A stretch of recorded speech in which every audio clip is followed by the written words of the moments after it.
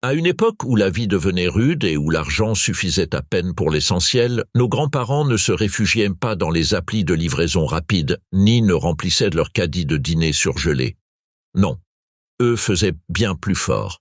Ils retroussaient leurs manches, chauffaient leurs poêles en fonte et, avec ce qu'ils avaient sous la main, concoctaient des plats copieux, pleins de goût et de consistance. Et dans bien de ces recettes, l'ingrédient vedette, c'était la viande hachée. Ces recettes ne sont pas de la haute cuisine, elles ne cherchent pas à impressionner sur les réseaux sociaux. Ce sont des plats vrais, nés dans la nécessité, pensés pour nourrir toute une famille quand chaque pièce comptait. Elles ont permis de survivre à la Grande Dépression, aux hivers interminables et aux jours où le travail manquait. Sauce de hamburger sur purée de pommes de terre. Ce plat a sauvé bien des familles pendant la Grande Dépression, bien plus efficace que n'importe quel programme gouvernemental. Quand les salaires étaient misérables et les ventres vides, les mères savaient qu'avec seulement 1 livre de viande hachée, elles pouvaient nourrir 6 bouches affamées. Le secret résidait dans la poêle. On faisait mijoter la viande jusqu'à ce que toute sa graisse soit fondue. Puis, on ajoutait de la farine pour créer un roux digne des meilleurs chefs français. Il ne s'agissait pas d'utiliser des ingrédients coûteux, mais d'y mettre de la patience. Grand-mère versait le lait petit à petit, en remuant sans cesse pour éviter les grumeaux, jusqu'à obtenir une sauce épaisse et crémeuse qui ruisselait comme de l'or liquide. On assaisonnait de sel, de poivre, et avec un peu de chance ou à l'occasion d'un jour spécial, un soupçon de sauce Worcestershire. Cette délicatesse se versait sur des monticules de purée de pommes de terre, préparés avec des sacs achetés en gros, un repas qui ne calait pas seulement l'estomac, mais réchauffait, réconfortait et apportait un souffle d'espoir en temps d'incertitude. Les enfants dévoraient leurs assiettes et réclamaient des seconds, sans se douter qu'ils mangeaient ce qu'on appelait la cuisine pauvre. Pour eux, c'était tout simplement délicieux. Goulash à l'américaine, American Chopped Suey. Aussi appelé American Chopped Suey, ce goulash maison était un autre classique. Dans chaque quartier, une famille jurait détenir la recette authentique, bien que chaque version fût différente. Ce n'était pas le goulash traditionnel hongrois, chargé en paprika, mais une adaptation américaine née de la nécessité et de l'imagination. La base consistait toujours en viande hachée et macaroni coudé, mélangés aux légumes sur le point de se gâter. Poivron mou? Parfait. Oignons germants? Excellent. Une boîte de tomates oubliée dans le placard? Indispensable. Tout allait dans une seule marmite, sans technique savante, juste la sagesse de laisser les saveurs se mêler avec le temps. Les enfants adoraient, car c'était essentiellement de la viande avec des pâtes dans un même plat. Et les parents appréciaient parce que ça permettait d'utiliser les restes et d'étirer les ingrédients au maximum. Une seule marmite de goulash pouvait durer plusieurs jours, et elle n'en était que meilleure réchauffée tout en coûtant moins qu'un fast-food. Tarte façon Sloppy Joe. Quand les Sloppy Joe classiques n'étaient pas assez festifs pour un dîner dominical et que le budget ne permettait pas un vrai rôti, les cuisinières ingénieuses de l'époque inventaient la tarte Sloppy Joe. Cette recette était une pépite culinaire transformant les saveurs familières du sandwich en un plat qui semblait bien plus sophistiqué. La base restait la même, viande hachée dorée avec oignons, assaisonnée de ketchup, sauce Worcestershire et un peu de cassonade pour cette saveur sucrée-salée qui emballait les enfants. Mais au lieu de mettre ce mélange entre 2 pains, on le versait dans un plat à four et on le recouvrait de pâte de maïs, cornbread. En cuisant, le cornbread gonflait et dorait, absorbant juste ce qu'il fallait du jus de viande pour rester humide et savoureux sans détremper. Le résultat, une tarte chaude, dorée et parfumée, conservait avec une salade simple ou des haricots verts en conserve. Une recette qui faisait sentir à la famille qu'elle mangeait un banquet, même si le frigo était presque vide.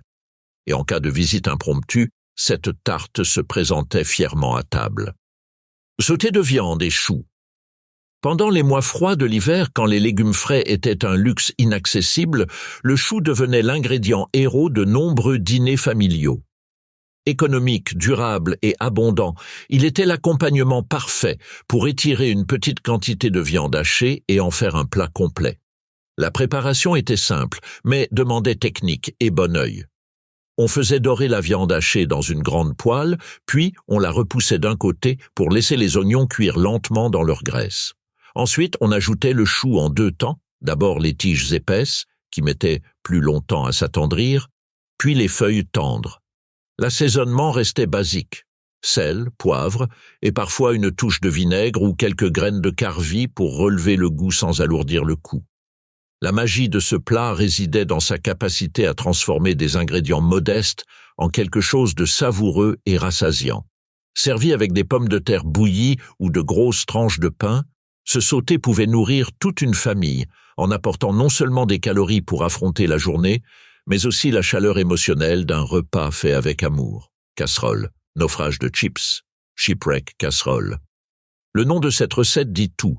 Un véritable naufrage, d'ingrédients récupérés du fond du placard, juste avant le jour de paix. Ce plat est né de la désespérance, mais est vite devenu une légende familiale. La viande hachée était étirée en y ajoutant tous les légumes disponibles.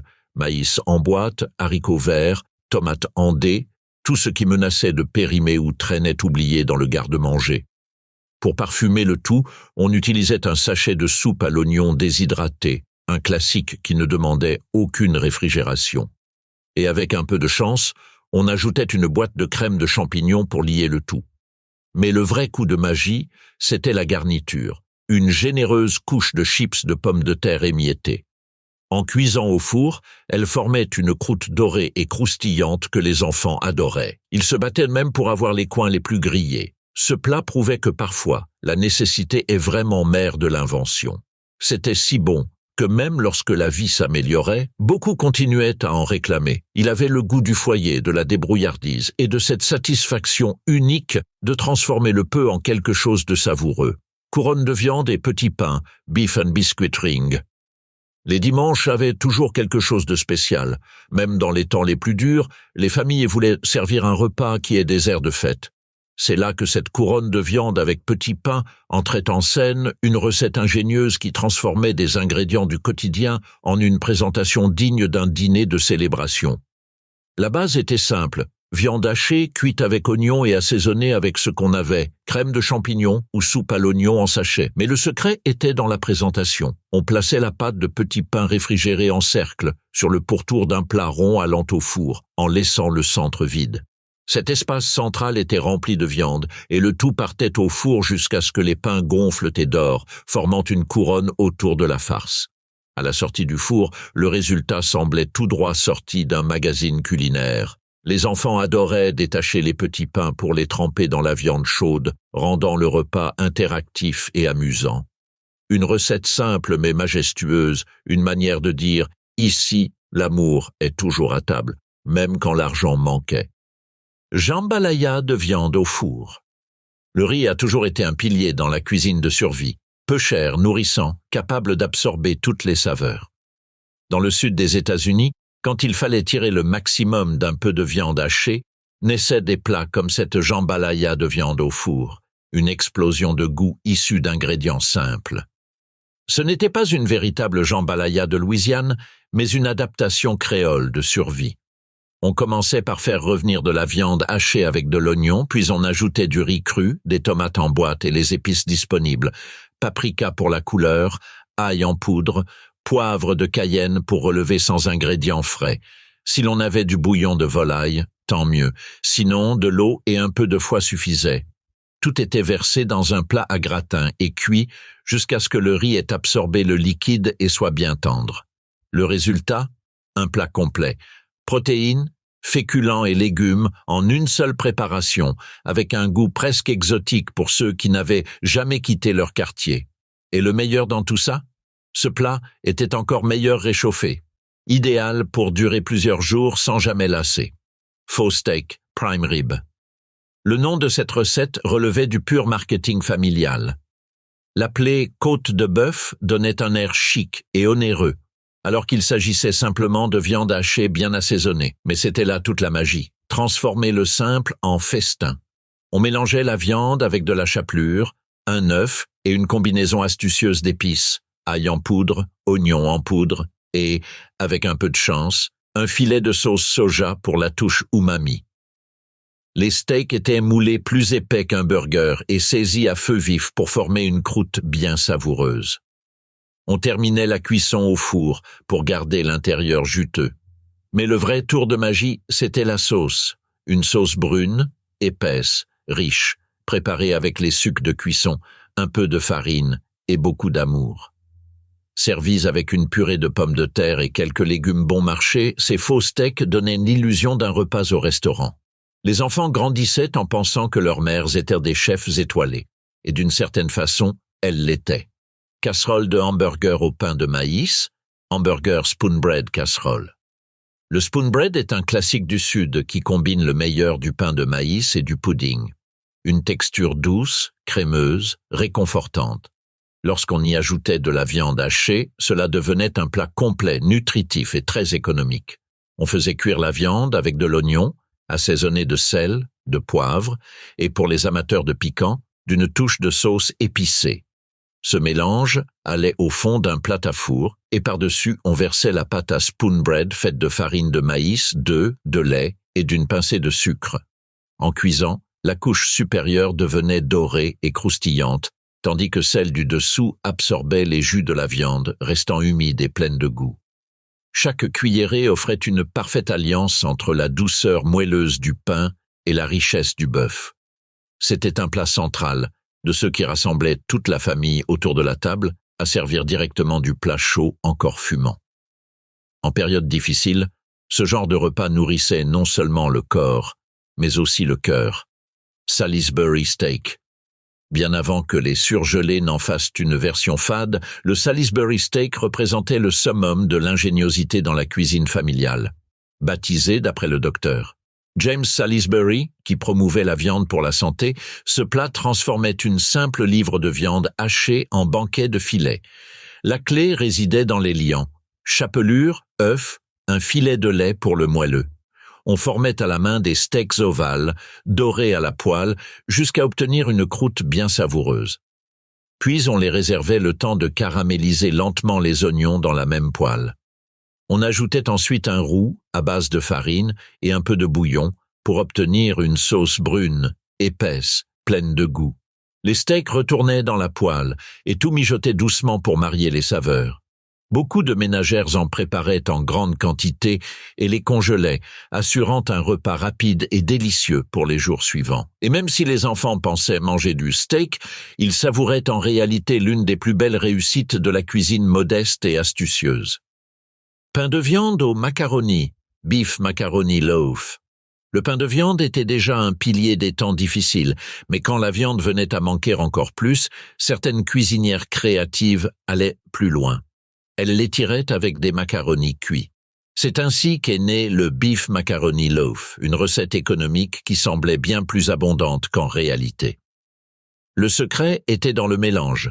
Viande hachée, œufs, chapelure, un peu de lait et les macaronis cuits de la semaine. Souvent des restes réutilisés avec astuce. On ajoutait aussi des oignons finement hachés et, avec un peu de chance, de la sauce tomate pour l'humidité et le goût. Le tout était bien mélangé, moulé en forme de pain et cuit au four jusqu'à ce qu'il soit ferme et doré. Une fois tranché, chaque morceau se tenait grâce au liant, mais la texture des macaronis apportait une touche unique. Servi avec des légumes disponibles, surgelés, en conserve ou frais si c'était la saison, c'était un repas complet et équilibré. Ce plat prouvait que l'intelligence culinaire permet de transformer des restes en un tout nouveau mets, digne d'un plat pensé dès le départ. Et les enfants, ils ne soupçonnaient même pas qu'ils mangeaient des restes. Pour eux, c'était juste une autre merveille signée maman. Chia hot dish, le classique du Midwest. Dans le Midwest américain, l'expression hot dish, plat chaud, évoquait immédiatement une cuisine authentique, réconfortante, nourrissante, faite pour être partagée.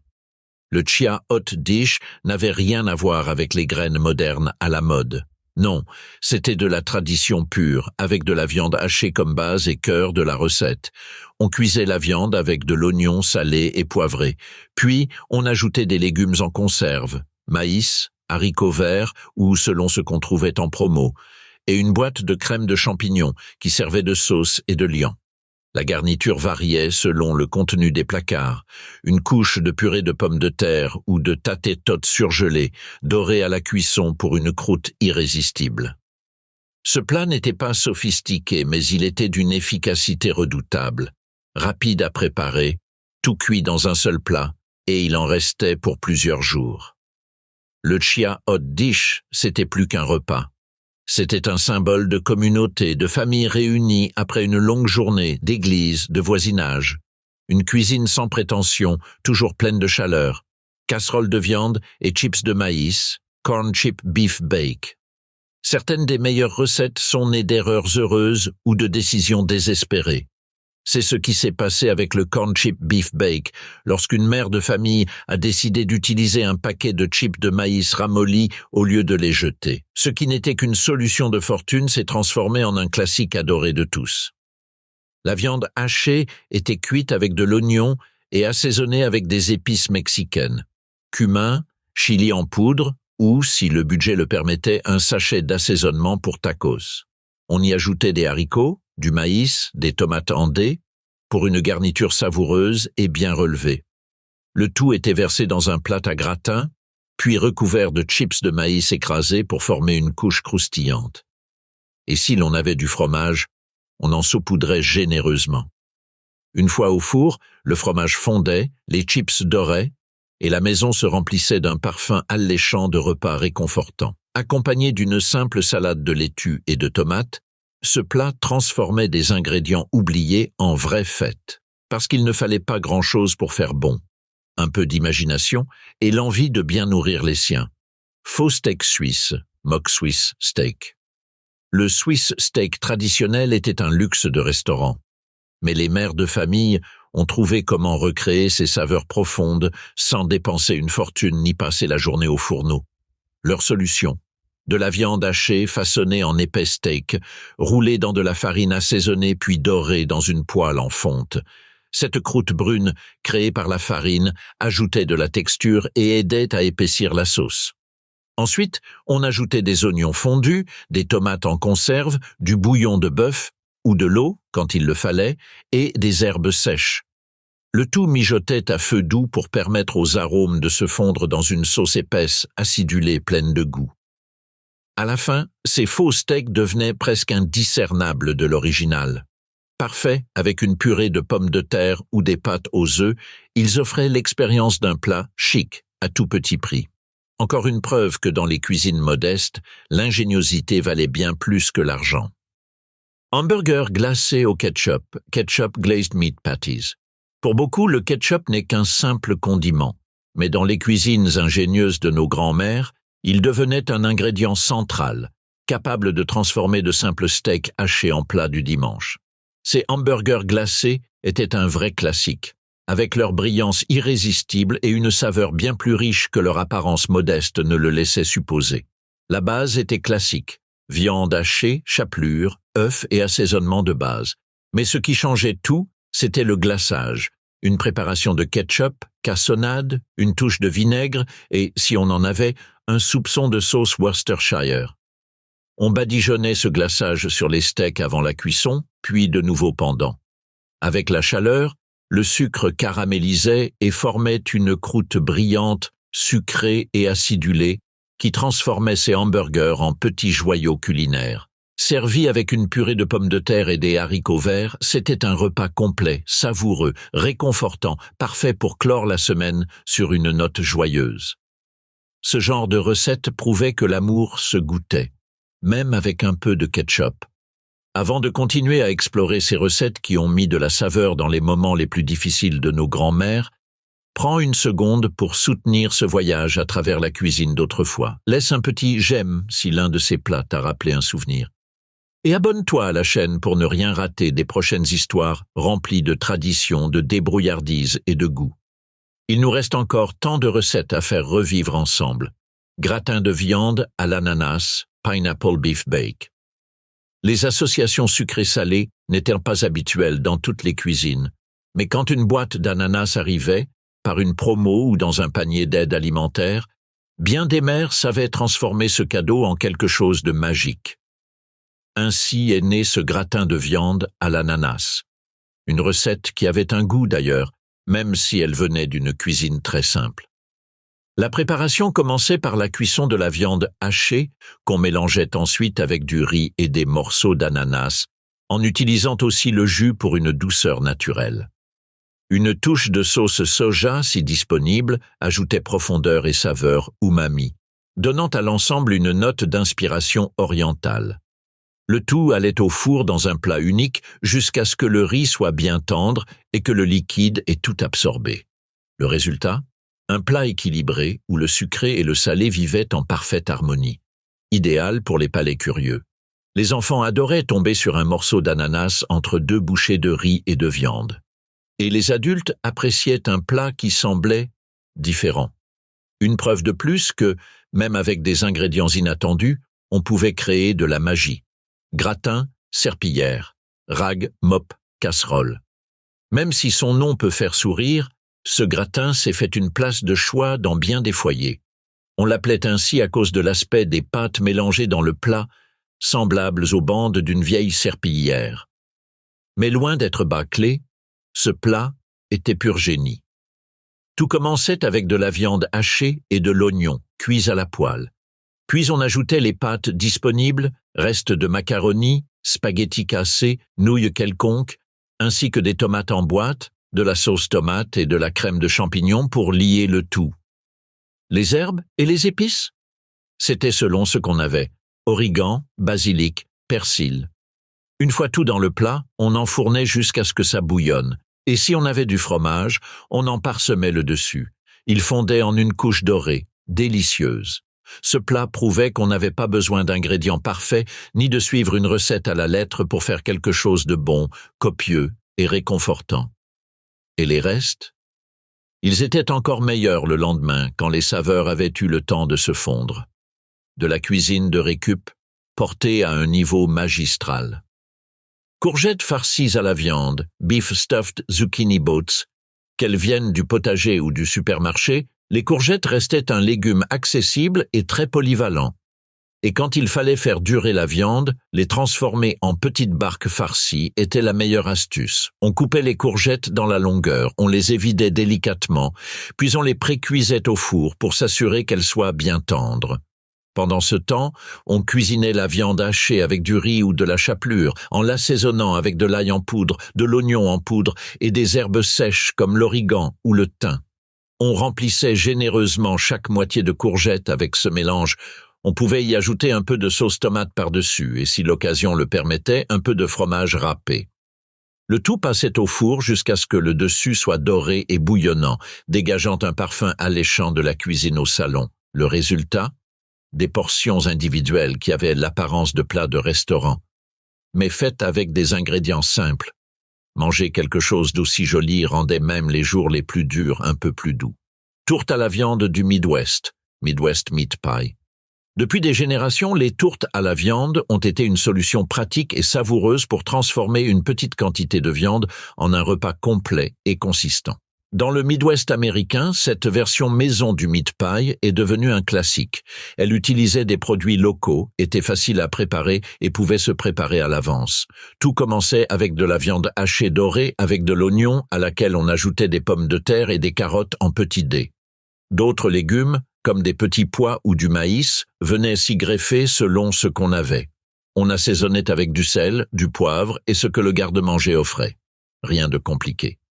La farce était déposée sur une pâte à tarte, parfois maison, parfois simplement faite de farine, de graisse et d'eau, ou encore achetée toute prête et recouverte d'une deuxième couche de pâte. On scellait bien les bords et on enfournait jusqu'à obtenir une croûte dorée et croustillante. Une fois à table, on coupait en parts triangulaires. Chaque morceau offrait un repas complet en soi, viande, légumes et pâtes en parfaite harmonie. Cela se dégustait chaud ou froid, idéal pour les jours pressés où on avait tout de même envie d'un bon plat fait maison. Pain de viande en cocotte avec crackers, Dutch oven meatloaf with crackers. Tous les pains de viande ne se valent pas, et ceux qui ont déjà goûté à un pain cuit dans une cocotte en fonte le savent. Cette version, avec des crackers salés au lieu de la chapelure, avait un charme tout particulier. Grand-mère savait exactement comment le préparer pour qu'il reste juteux à l'intérieur et croustillant à l'extérieur avec ce qu'elle avait sous la main. À la place du pain, on écrasait des crackers qui jouaient le rôle d'éponge, absorbant les jus et rehaussant la saveur. Le mélange était complété par un œuf, de l'oignon émincé et des assaisonnements simples. On moulait le pain dans la cocotte, qu'on recouvrait ensuite d'une épaisse couche de glaçage au ketchup, car, comme disait mamie, parfois plus c'est mieux. La cuisson en cocotte scellait les arômes et gardait l'humidité, tandis que l'extérieur devenait croustillant à souhait, donnant envie à tout le monde de se resservir. Accompagné de purée de pommes de terre et peut-être d'un peu de légumes en boîte, c'était la nostalgie servie sur un plateau. Un symbole de survie, avec du style et du goût. Gratin de pommes de terre et viande, beef and potato casserole. À une époque où les recettes ne nécessitaient aucun ingrédient exotique, le gratin de pommes de terre et viande était un favori pour sa simplicité. Pas de super-aliments, pas de produits sans gluten, juste de la cuisine rassurante qui remplit le ventre et réchauffe l'âme. Les couches étaient simples mais efficaces. Viande hachée cuite, pommes de terre en tranches fines, une sauce crémeuse, faite avec du lait ou de la crème en boîte, et une généreuse couche de fromage par-dessus. Car pour mamie, plus de fromage, c'était plus d'amour. Tout était cuit dans un seul plat. Moins de vaisselle, moins de travail, plus de temps pour profiter en famille, ou devant une bonne vieille sitcom des années 80. C'était le repas parfait à réchauffer, car il avait encore meilleur goût le lendemain. Gratin du cowboy casserole. Le cowboy casserole, c'était un peu comme une version Tex-Mex du traditionnel hachis parmentier. Et il est vite devenu un favori de la famille pour son mélange de saveurs, de textures et pour sa générosité. C'était la cuisine populaire par excellence. Pratique, nourrissante et pleine de cœur. La base était composée de viande hachée, de maïs, de haricots et d'une sauce crémeuse, généralement de la crème de champignons ou quelque chose d'approchant.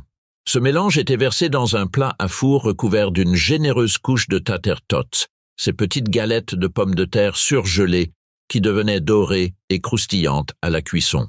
Le résultat ? Un plat complet, savoureux, parfait pour les journées froides où l'on ne rêve que de quelque chose de chaud et réconfortant. Pour beaucoup de familles, ce gratin était synonyme de maison, de partage, d'improvisation avec ce qu'il y avait dans le frigo. Et oui, la croûte de tater tots était la meilleure partie, aucun débat possible. Sloppy Joe. Peu de plats crient autant cuisine maison qu'un bon Sloppy Joe. Ce sandwich est savoureux, rapide à préparer et surtout très amusant à manger. Si vous aviez demandé à n'importe quel enfant de l'époque, il vous aurait dit que c'était son dîner préféré. Le Sloppy Joe prenait un ingrédient aussi basique que la viande hachée et la transformait en une préparation juteuse à base de tomates, au goût sucré et acidulé si particulier.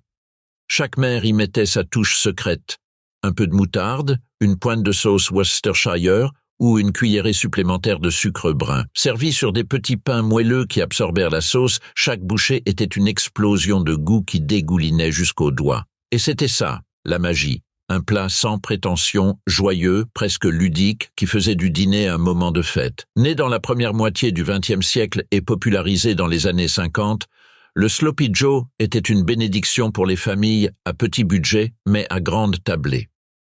Une livre de viande suffisait pour tout le monde, et il ne fallait que du pain. Tourte façon tamal de viande, beef tamal pie. Inspirée du tamal mexicain traditionnel, cette tourte revisitée à l'américaine fut une vraie révolution dans les cuisines du XXe siècle. Elle offrait un moyen simple et économique de retrouver des saveurs mexicaines, sans feuilles de maïs ni longues heures de préparation. La base était une viande hachée, assaisonnée avec du chili en poudre, du cumin et de la sauce tomate. On y ajoutait du maïs, des olives, des poivrons ou du fromage râpé, selon l'inspiration et le contenu du garde-manger. Le tout était versé dans un moule recouvert d'une pâte de maïs. Une préparation à base de farine de maïs ou de cornbread. Au four, la couche supérieure devenait dorée et aérée, tandis que la garniture bouillonnait en dessous, dans une fusion irrésistible de saveurs et de textures. Un plat réconfortant et dépaysant, parfait pour un repas spécial avec des ingrédients simples. On ne sait pas exactement qui l'a inventé, mais tout laisse à penser qu'il est né dans les cuisines du Texas, de Californie ou du Nouveau-Mexique, là où l'influence mexicaine était déjà bien ancrée. Tourte taco ou fritopi. Classique du sud-ouest américain, le tacopi, ou fritopi, est le cousin plus croustillant du tamalpi. Né de l'idée de réunir tous les éléments d'un taco dans un plat à gratin, ce mets a gagné en popularité grâce à sa simplicité, sa rapidité et son goût. La base était faite de viande hachée, épicée façon tacos, étalée sur une croûte de tortillas ou de pâte feuilletée. Puis vinrent les couches, haricots écrasés, sauce, beaucoup de fromage râpé. Certaines versions intégraient directement des chips de maïs, comme les fritos, dans la garniture ou en topping pour la touche de croquant. Quant à ses origines, plusieurs histoires circulent. L'une des plus connues évoque Daisy Dean Doolin, mère du fondateur de Frito. Une autre raconte que la recette, telle qu'on la connaît, serait née dans un Woolworths au Nouveau-Mexique dans les années 60, servie directement dans un sachet de Fritos coupé en deux. Mais peu importe, le résultat était toujours le même. Un plat chaud, croustillant, plein de goût, qui faisait sourire toute la famille. Et ça, c'est bien plus précieux que n'importe quelle origine officielle. Casserole d'enchiladas à la viande, beef enchilada casserole. Si les enchiladas vous semblent trop longues à préparer, cette version en casserole va vous simplifier la vie, sans rien sacrifier côté saveur. Des couches de tortillas, de viande hachée, de fromage et de sauce enchilada s'unissent au four pour créer un festin digne d'une grande célébration. On cuisait d'abord la viande avec des oignons et des épices, comme le cumin et l'ail, puis on y ajoutait la sauce enchilada. Ensuite, on alternait dans un plat à four, tortilla, viande, fromage, et on terminait par une couche bien généreuse de fromage. En cuisant, tout se fondait en un mélange chaud, crémeux, à l'odeur envoûtante. D'origine ancestrale, les Mayas et les Aztèques utilisaient déjà des tortillas de maïs trempées dans des sauces au piment. Cette version moderne gardait l'essence tout en s'adaptant aux cuisines pratiques et rapides des familles américaines du XXe siècle. Soupe de hamburger, hamburger soup. Vous vous demandez sûrement, soupe de hamburger, qu'est-ce que c'est ? Eh bien, c'est tout simplement la réponse des foyers modestes aux hivers rigoureux et au budget serré. Une soupe complète, nourrissante, facile à faire, est devenue un classique dans bien des cuisines. Tout commençait avec de la viande hachée dorée, à laquelle on ajoutait des oignons, des carottes, du céleri et, avec un peu de chance, de l'orge ou des pâtes pour plus de consistance. La base, un bon bouillon, fait maison ou à partir de cubes, enrichi de sauce tomate ou de tomates en boîte pour la couleur et l'acidité. Le mieux, c'est que cette soupe s'adaptait à ce qu'on avait sous la main. Pommes de terre, petits pois, maïs, haricots verts. C'était comme un ragoût, mais plus liquide, et avec cette magie, elle était encore meilleure le lendemain, une fois les saveurs bien infusées. Parfaite pour faire en grande quantité et conserver, la soupe de hamburger réchauffait autant le corps que l'âme. Un plat fumant au centre de la table, prêt à remplir bols et cœurs. Choux farcis, cabbage rolls. Même si leurs racines plongent dans les traditions d'Europe de l'Est, les choux farcis ont gagné le cœur des cuisines américaines dans les années 70, pour leur goût, leur présentation et leur côté économique. Un peu long à préparer? Oui. Mais le résultat valait chaque minute. On cuisait le chou à la vapeur jusqu'à ce que les feuilles soient assez tendres pour être roulées. À l'intérieur, on glissait un mélange de viande hachée, de riz cuit, d'oignons et d'assaisonnement. Chaque feuille devenait un petit paquet bien rangé dans un plat à four. Le clou du spectacle? Une sauce tomate légèrement acidulée, versée généreusement par-dessus. À la cuisson, elle se mêlait au jus de la viande et du riz. Le résultat était fondant, réconfortant, un bel équilibre entre douceur et acidité. Servis bien chaud, ces rouleaux offraient un mélange parfait de tradition, de texture et d'amour. Une recette de dimanche, de réunion de famille, transmise avec tendresse de génération en génération. Boulettes de viande, porc épic, porcupine meatballs. Le nom fait sourire, mais attendez de voir la recette. Les boulettes porc épic étaient banque spéciale. Au lieu de chapelure, on utilisait du riz cru dans la préparation. En cuisant, le riz gonflait et ressortait légèrement, donnant l'apparence de petites épines. On préparait le mélange avec de la viande hachée, du riz, de l'oignon émincé, de l'ail, un œuf et une touche de sauce Worcestershire. On formait les boulettes à la main, puis on les faisait cuire lentement dans une sauce tomate acidulée et savoureuse. Le riz absorbait le liquide, cuisant de l'intérieur et donnant une texture moelleuse et juteuse. Ces boulettes étaient amusantes pour les enfants et délicieuses pour toute la famille. On les servait sur du riz, de la purée de pommes de terre ou même seul, avec du pain pour saucer. Un parfait exemple de l'ingéniosité culinaire des mères d'autrefois, transformant un plat simple en expérience inoubliable. Chili con carne, beef chili. Le chili con carne est sans doute l'un des plats les plus emblématiques du sud-ouest américain. Et même si la version texane originelle ne contient pas de haricots, dans la réalité des cuisines modestes, on les ajoutait toujours pour faire durer le plat et le rendre plus nourrissant. On faisait revenir de la viande hachée lentement avec des tomates, des haricots, des oignons, de l'ail et un mélange d'épices comprenant souvent du cumin, du chili en poudre et du paprika. Certaines recettes ajoutaient même une touche de cacao pour intensifier les saveurs. Chaque famille avait sa propre version et son petit secret. Certaines le laissaient mijoter pendant des heures. D'autres allaient plus vite. Mais toutes s'accordaient sur une chose. Il était encore meilleur le lendemain. Le chili était parfait pour les repas en famille, les soirées match ou simplement pour une nuit d'hiver. Économique, facile, réconfortant. Un vrai plat qui rassemblait. Empanadas de viande, beef empanadas. Les empanadas sont un classique universel et dans leur version américaine à la viande hachée, elles sont devenues un favori pour leur praticité, leur goût et leur capacité d'adaptation. La farce? Viande hachée cuite avec oignons, ail, cumin, paprika et une touche de piment si désiré. Parfois, on y ajoutait des olives, des œufs durs ou des raisins secs pour plus de caractère. La pâte pouvait être faite maison ou achetée toute prête. On la découpait en cercles, on déposait une cuillerée de farce au centre, on repliait, puis on scellait avec une fourchette. Ensuite, au choix, au four ou frit, jusqu'à ce qu'il soit doré et croustillant à l'extérieur, chaud et juteux à l'intérieur. Parfaite à emporter, à servir lors de réunions ou pour un dîner accompagné de salade ou de riz. Petites en taille, grandes en goût. Elles contenaient tout l'amour d'un bon repas dans chaque bouchée. Paprika de viande hachée. Beef paprika. Paprika. Vous pensez à quelque chose de compliqué ou lointain. Pourtant, cette recette, cousine du goulash, était très fréquente dans les foyers influencés par la cuisine hongroise, adaptée au budget serré. Dans sa version américaine, on faisait revenir la viande hachée avec de l'oignon, de l'ail, de la tomate et une bonne dose de paprika, pour sa couleur rouge caractéristique et son arôme fumé. Le tout mijotait en ragoût ou en soupe épaisse à mi-chemin entre potage et plat en sauce. Contrairement à l'original hongrois fait avec du bœuf ou du poulet, ici on utilisait de la viande hachée pour réduire les coûts. On le servait sur du riz, des pâtes ou de la purée. Un plat chaleureux, intense, goûteux qui remplissait la cuisine d'arômes et les cœurs de souvenirs.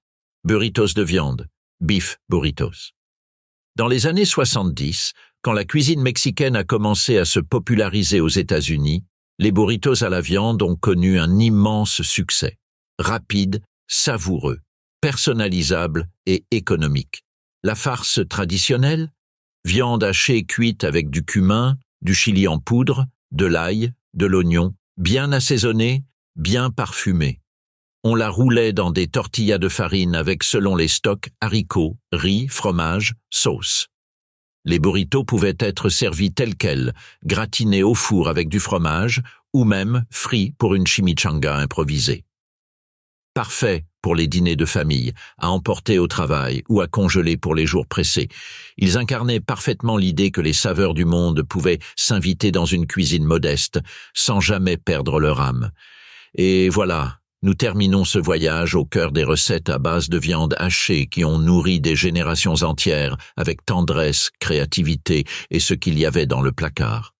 Laquelle de ces recettes ta grand-mère ou ta mère te préparait-elle?